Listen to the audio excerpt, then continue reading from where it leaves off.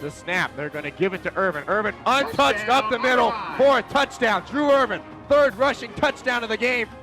Benner takes the snap. He's looking to pass at the design quarterback run. He keeps now out across the 20 to the 15 to the 10 to the 5, and he's into the end zone. Touchdown, Cole Benner. They give it up to Smith, and there's a fumble. Ball's on the ground. Otterbein has it. Austin Jones recovers.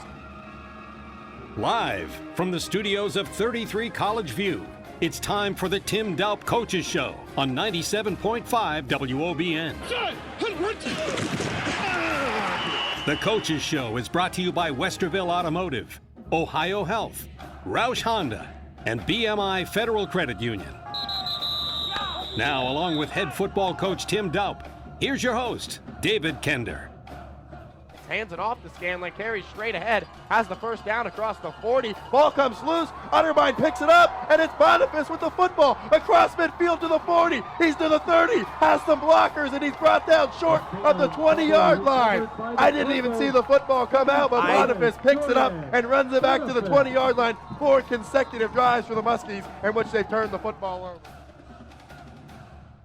The call on WOBN 97.5 as Joran Bonifas returns a Muskingum fumble 45 yards in the second half to change the momentum. Saturday as the Cardinals rally from a 5-point deficit to beat Muskingum 28-21, their 12th straight victory over the Muskies. Hello everyone, I'm David Kinder, joined in the studio with head football coach Tim Doup and senior safety Joran Bonifas, who had that fumble recovery Saturday, as well as his first interception of the season and 10 tackles. Coach Jordan, thanks so much for joining us in the studio. Coach Doup, always a close game between Otterbein and Muskingum. We talked about it last week. This one, no different, came right down to the wire. Whenever Otterbein and Muskingum play, for whatever reason, always a close game. Yeah, I mean, this one was just a little bit different. We didn't have the lead. We took a 7-0 lead, but then that quickly disappeared. And most of the time at halftime, even though it's close, we have a lead this year. We were down, I think, 15-10. And then ended up being 21-10 in the third quarter before our guys decided to, finally wake up and play a little bit. And it's always a close game. I don't care what the record is. Otterbein Muskingum is probably always the closest game since I've been here coaching. Jordan, Muskingum always seems to treat this as one of their rivalry games. They always seem to get up for it, get really hyped for it. What is it about the Muskies that make them so hard to put away? Muskingum, they're very big and nasty, and we don't know why they like us for whatever reason, but when they come to us or we go to them, it's always a good game. It makes the atmosphere even better, and we enjoy playing them. Otterbein went into the locker room trailing 15-10. What was Coach Daup's message to the team at halftime? And if you have to censor it, you can. It wasn't just him, but it was our leaders on the team and people that stepped up, and they definitely put a fire underneath our butts. And this is not the kind of ball that we play. And Doup came in and finished us off, and we were ready to go. And when the second half, it's a tale of two halves, I would like to say, and you can definitely tell we came out with a different attitude, and the end score definitely says that. Coach, as you're walking into the locker room trailing by 5 points to a winless Muskingum team, what was the feeling? Well, I thought we were. I knew we were okay. I didn't hit panic mode, nothing like that. I got on them pretty hard outside. But then at the end of halftime is when I think I really got their attention. I got very vocal. I was upset, screaming, yelling. I think people just need to get their attention and say, hey, listen, here's the deal.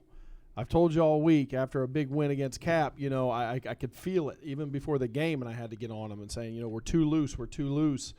And when you're down at that point, I had to get their attention. And I think at halftime I got their attention, and obviously, I thought I did until they went right down and scored, and we were down 21-10. But I could see that things were going to change. I could tell by the demeanor of our guys. Once we settled back in for the second half, I thought we were going to be okay.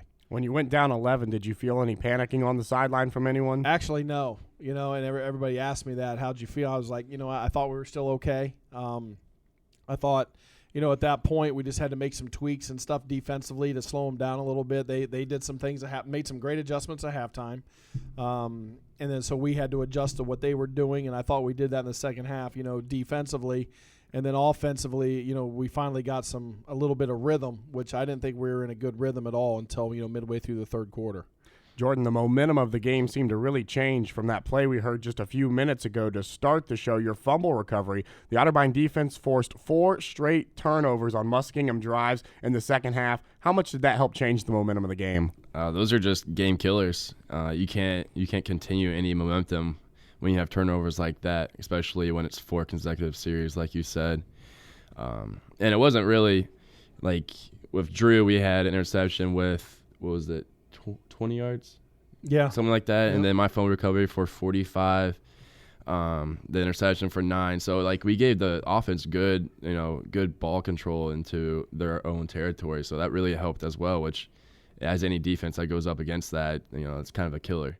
Walk us through the fumble recovery if you can. They give it off to Scanlon. He has the first down, and then all of a sudden the ball's on the ground, and I see you running the other way. Walk us through the play if you can. Well, I came down as the rolling safety, and I saw that was a run up the middle, and so I went to go tackle the guy, and it was actually a group effort. And I could have sworn he was about to go down, so I just stood up, and then all of a sudden I just feel something in my hands, and I look down, and it's the ball.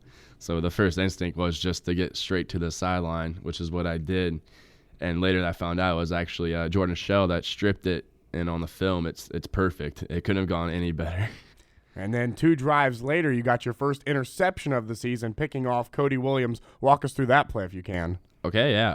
I was a deep third safety on that one. And we knew that quarterback is a good scrambler. And so as our rule is if he starts scrambling, we just pick up the nearest receiver or, the nearest threat. And I saw him zoning in on the receiver that was closest to me, eye to eye. And so I waited because there was actually another receiver that was going into a deeper route. And about last second, I saw that arm go throw up, so I went and jumped the route and got the pick. And I thought I was free, but there was another guy that got me from the back. Managed to get, I think, 7 yards out of it still, though. You had 2 of the turnovers. Drew Irvin had the other 2. He's named OAC Defensive Player of the Week for the 3rd time this year, also named to the D3 Team of the Week. He had a game-high 14 tackles. How has it been playing with him on the defensive side of the ball this year? It's definitely great, especially during practice.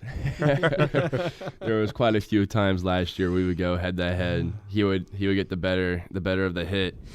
But no, congrats to him. He's definitely deserves all of this accolades and the rewards that he's gotten. He works hard, definitely in practice and on the field, and he's definitely a great leader. Now you get to just watch him dish out the hits at practice instead of take them. Yes. Coach, Kevin Green seemed to struggle a little bit in the first half of the game, throwing 2 early interceptions. Really seemed to turn it around in the second half, though. Talk about his progression from first half to second half. Obviously, same situation.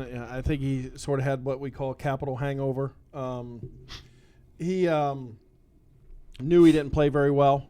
He stared down a receiver over the middle, and Fulton picked it off. That's very uncharacteristic of him. He normally is pretty good about looking people off, and he just stared too long and threw a curl route, and Chaney jumped in front of it. The other one, he threw it up. Sometime our receiver stumbled. We just got to make a play there. We got to take some shots and go get it. Maybe he could have thrown a little bit farther for Joey. But, the second half, I thought he regrouped a lot better. We put some checks into his hands and let him do some things. And I think that's where he gets more comfortable is when, we're letting him do some things and check. So he did some really nice things and then, started throwing the ball a lot better, I thought. Just, the first half was a little sketchy. Let's go back to the start of the fourth quarter, Coach. Otterbein trailing by 3 points, facing a 4th down and 1 from the Muskingum 3-yard line. You just decide to send a Boss Cisse out there for a short field goal to tie it up. He makes the kick. When you're going into the decision-making process, did going for it ever cross your mind? It always does. It always does. But at that point, when we were down 21-10, I thought, we've got to get points on the board. We got to tie this thing up and then let go. Whatever happens, happens. Because you just never know. You look what they did. They went for it on 4th down and 1, and our defense stuffed them on the goal line. So, that sort of stuff replays in your mind a little bit. Like, what if we don't score here? Now we're still trailing. I didn't want that to happen. I wanted to guarantee, hopefully get the 3, tie it up, and we still had a lot of momentum. The next drive, Otterbein took the lead on a 16-yard pass from Green to Julian Lowe, his third touchdown of the game, 11th of the season. Coach, looking back at that pass, it was a little high, a little bit over his left shoulder. He was looking right. He adjusted well and probably made one of the most important receptions of the season on that play. Oh, absolutely. Yeah, I mean, that's one of our goal line things that we do. And, he broke free. And normally if you throw it up, I mean, he's going to come down with the ball. Kevin put it where only he could catch it.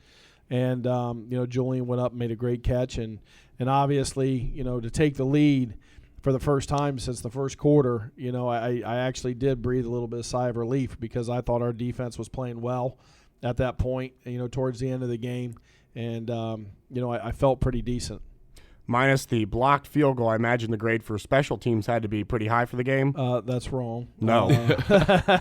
Once we watched film and everything, special teams was not very good at all. We didn't get any of our goals of the 10. We had 2 ties. So we went from a very, very good week against Cap to this week not very, very good. But, like I told the guys yesterday, here's what and I'll be honest what I said. I said, listen, we played poorly on special teams. We played poorly defensively. We played poorly offensively, but yet we still won. So, that's a sign of a team that can make mistakes, correct them, and move on. So we didn't spend a lot of time on film yesterday watching that game. I wasn't going to get, all riled up and get angry because obviously when I'm around them and I'm watching, I get more angry. So we shortened everything up a little bit, watched just a little bit of the film that we needed to, and then moved on. But, at points I thought we played really well. I mean, 4 turnovers on 4 consecutive drives, that's pretty good. I've never heard of that before, to be honest. And then, offensively, we started picking up. We started slow, and we just didn't play well at the beginning. Speaking of things that are unheard of, I like to get strange facts of the day. Your senior class and in your time at Otterbein, this senior class will graduate 16-0 against OAC teams to the south of Otterbein. A little unusual, just a strange fact of the day. I thought I'd throw it out there. That is a little weird, isn't it? It is. I know they're, and this one is – this week we'll talk about that, but these guys they never lost to Wilmington, they never lost to Marietta, never lost to Muskingum, and never lost to Cap. And obviously this week's a big challenge for us, but we're in the same situation with this team, so we'll see what happens. When we come back from the break, the Cardinals looking to win their 4th in a row against Baldwin Wallace. We'll come back and we'll preview the Otterbein BW game with Coach and Joran Bonifas. It's the Tim Doup Coaches Show on 97.5 WOBN.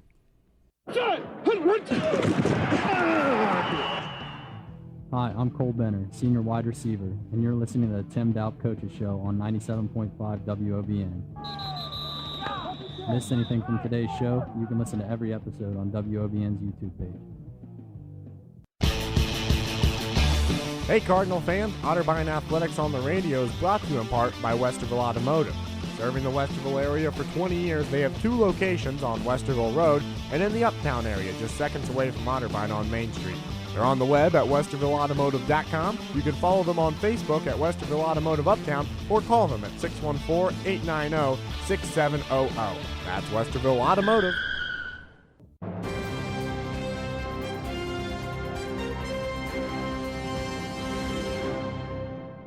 Good afternoon, I'm William Day with your Wednesday weather update. 70 degrees in Westerville right now and sunny. 0% chance of rain throughout the rest of the day then. Tomorrow we'll have a high of 74 and a low of 44 with scattered showers in the afternoon. Now back to the Tim Doup Coaches Show on 97.5 WOBN.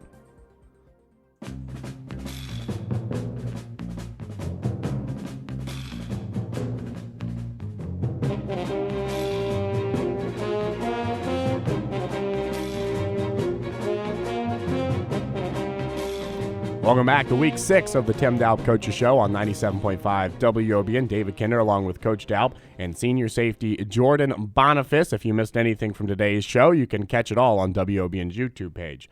This week, Otterbein will look to win their 4th game in a row against the Yellow Jackets of Baldwin Wallace, who enter the game with an identical record of 4-2 against Otterbein. Coach, it's been a strange season for the Yellow Jackets so far. They lost their opener to Bluffton, usually a pretty struggling football team, yet Week 3 lost to the number 10 team in the country by just a field goal, and last week they beat Wilmington by only a touchdown. So it's been hard to gauge this BW bunch this year. Yeah, I mean, they're still a very, very, very good football team. You know, I don't know. Week 1 was just interesting. They were winning that game too. Looked like they had complete control, and then a couple big plays. They gave up some touchdowns late to lose that one, and played John Carroll extremely tough rivalry game. So 17-14, and everybody knows John Carroll's good, very, very good football team. They beat Ohio Northern. Northern beat John Carroll. So it's just a weird, situation. I think the whole OAC is strange this year. People beating each other, closer games, things like that. But no, BW though, I mean, a win's a win, and that's the way I tell our guys all the time. We when we walk out, I don't care if it's 55-52 or 3-0. If that thing says W, we did our job. We won the game. Jordan, you were out with an injury in last year's BW game up in Berea, but what a game it was. Cardinals scored 20 unanswered points in the second half. Defense really stood on their head at times in that game. What do you remember from it? I remember that the defense pulled up 2 turnovers, key ones, in the first half with 2 fumble recoveries from Dalton Jarvis and Josh Bixel. And as well, Alana had some key kicks to really set us forward.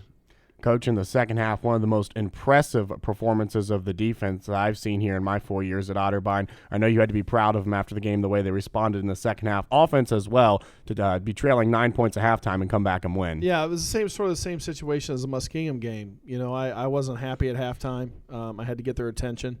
I mean, we played very, very poorly. If you go back, and offensively couldn't move the ball, and defensively they were moving the ball all over us. We got 2 huge turnovers inside the red zone, or it could have very easily been 20-something to nothing at half. The second half was totally different. We came out, we drove right down the field, couldn't score, but Alana, kicked a key field goal, and then we kicked off. If I remember right, we kicked off, and they fumbled, but they didn't give him the fumble. We recovered, but they said he was down. And from that point on, I'll never forget it, from that point on, our guys went crazy. And that really set the tone for the whole second half, because from there out, our defense played lights out and our offense said enough's enough. And, we scored, we scored, 14? Yeah, 14, 17 straight, because Alana kicked another field goal. We got down there, and then we went bang, bang in the fourth for 2 touchdowns to win 20-9. So that play's the one, though, that really changed the ball game. And, I thank the official for doing it, because it really fired our guys up and it changed the whole game. Jordan, the Yellow Jackets come into this game, same exact record as Otterbein, 4-2 overall, 4-1 in conference play. Offensively, what can we expect to see out of them? We can see a similar quarterback. He's actually probably way better. He's a great runner, a scrambler, and they have better receivers, more threats. So we're going to see kind of a similar offense, but definitely better. And so we're going to have to be prepared all week for the same things as we did last week, but with a little bit more touch to it. You talked about BW senior quarterback Tyler Meglin, probably the most versatile quarterback Otterbein's going to face all year, completing 66% of his passes. He's also rushed for 8 touchdowns. For you in particular, what challenges does that bring a safety facing a dual-threat quarterback like that?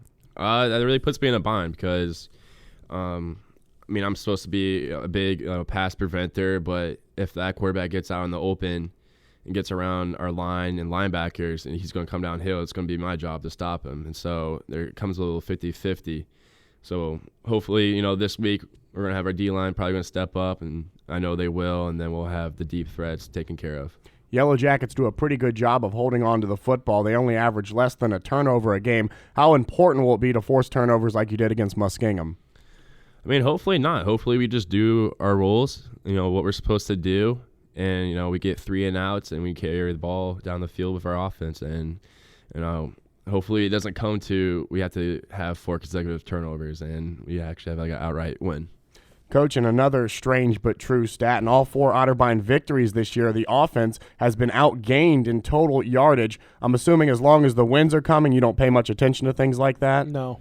No, because if you look at us defensively, we're giving up a lot of yards, but we're probably in the top 3 in scoring defense. So, we're giving up a boatload of yards, but it seems like we're keeping the scoring down. And again, obviously everybody wants to see the big numbers offensively and this and that, but if you think about offensively this past week, we had short fields, and they had short fields too. But, statistics are statistics. I look at the W. How can we expect to see Coach Snell's team line up on the offensive side of the ball?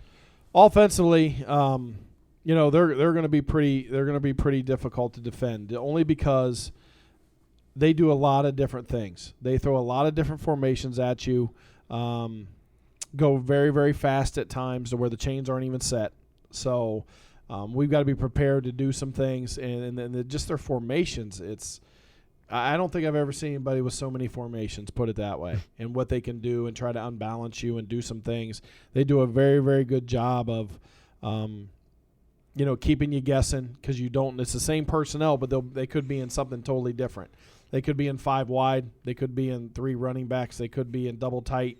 You just don't know what they're going to do. So I think they do a very, very good job disguising things and doing some things that, it's not as complicated, but it just makes you line up differently.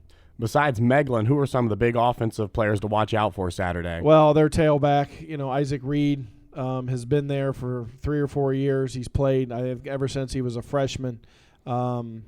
They've got some very, very good receivers that I think do a great job. They're all 6'1" and 6'2", can run. Their leading receiver, I think, is their Z, number 5. I think his last name's Cook. He does a very, very good job. So they do a good job spreading it around between all those guys. And they got a couple sophomores that run the ball well, too. I think number 31 and number 32. I don't know their names off the top of my head, but they run hard.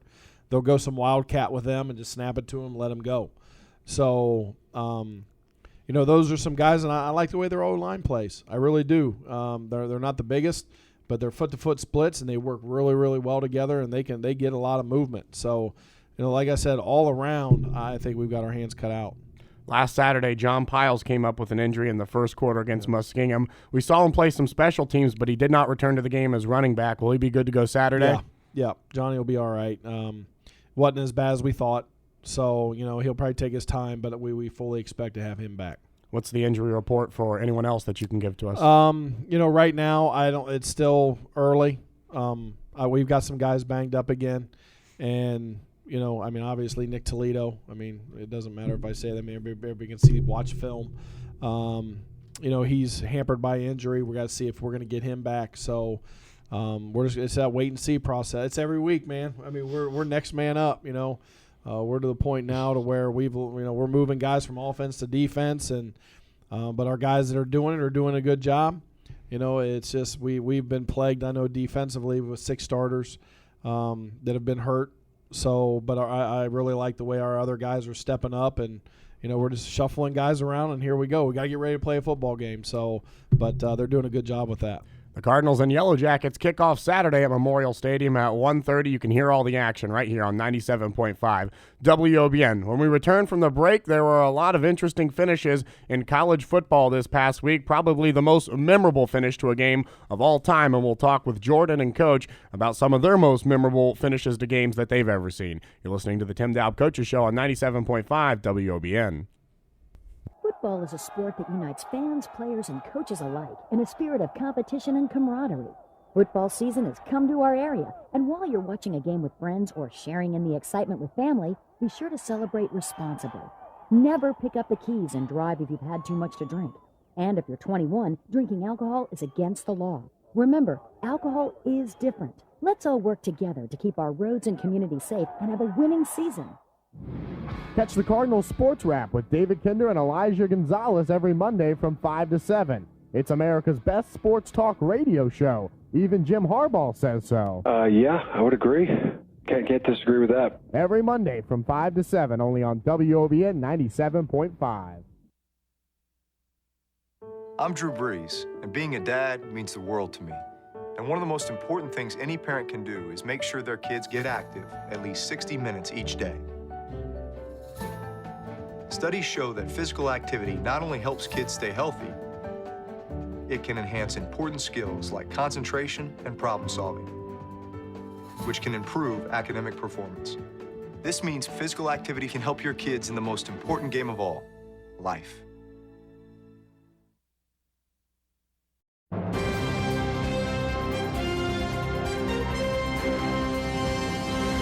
Good afternoon. I'm Elijah Gonzalez with a look at your campus sports report.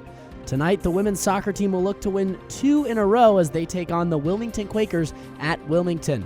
Other sports this week: on Friday, the women's volleyball team is at Mount Union at 7 p.m. Saturday, 4 teams are in action against Baldwin Wallace, starting with volleyball and men's soccer on the road at 1 p.m. Football at Memorial Stadium is at 1:30, and women's soccer is under the lights at home at 7 p.m. 3 Cardinals received OAC honors this week. Senior linebacker Drew Irvin was named OAC Defensive Player of the Week for the 3rd time this year. Hannah Myers was named Golfer of the Week, and Megan McCabe was named Women's Soccer Player of the Week after notching a hat trick on Saturday. Now back to the Tim Doup Coaches Show here on 97.5 WOBN.